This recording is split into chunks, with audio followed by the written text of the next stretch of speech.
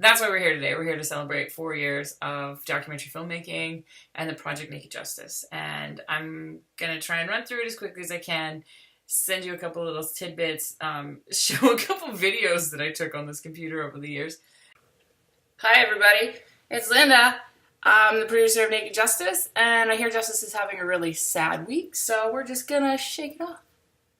I wanted to do a little history of Naked Justice, so I thought I'd do a little blog and show you guys, because I found some really stupid and funny footage. Hey Snacky, it's Linda. I just wanted to send you a message so that you knew what's up. I'm sending some personal confidential release forms. Please make sure that you have their real names, because they can still sue us and say it wasn't them if it wasn't their real name. But also their dancer name beside it, because then we know who the fuck is who. I have a video of me in every one of my 3 offices, believe it or not, because I've moved twice since this project started. And then just to tell you guys that we're still doing stuff, we're still coming together, we're still getting everything done. But I did want to go through a couple things. 4 years. I can't count how many dancers we've met. I can't tell you how many hours of footage that we have to look through and dig through in order to get this project rolling, or keep it rolling, and edit what we have, and find like a really great story that we want to share with everyone. Because that's the problem, really. It's not that we have shitty footage. We have great footage. We just have so much of it that we have to go through it and find what puzzle pieces make this beautiful picture. Yes, my house is a disaster. And yes, that's because my office turned into a landfill because I haven't used it in 6 months for anything. Last time I actually sat here was when Saki was here, which is when one of our girls from Naked Justice passed away, so that was 9/11. Our executive producer ended up getting sick, and she is near and dear to my heart. She is the closest thing I would think to a mother to me. She's the type of person that if I screw up, I can call her and say I screwed up, and she will still say, I forgive you and I love you. Go forth and do your best.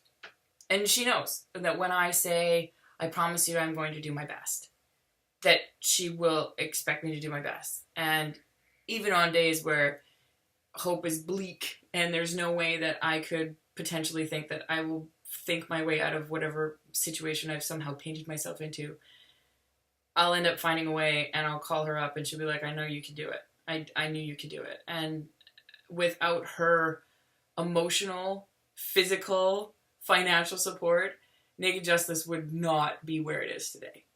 In some of the footage, especially at St. Pete's in Edmonton, you'll notice that we had little Lewis with us. Lewis is Chris's monkey. You think it's funny, don't you? Well, it's so funny.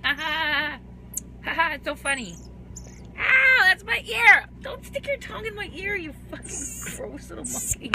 He passed away this summer. He ended up eating a leaf or something that he shouldn't have eaten, and it was toxic to him, and he passed away. And then there was Veda. My name is Veda. My feature name is Veda Kiss.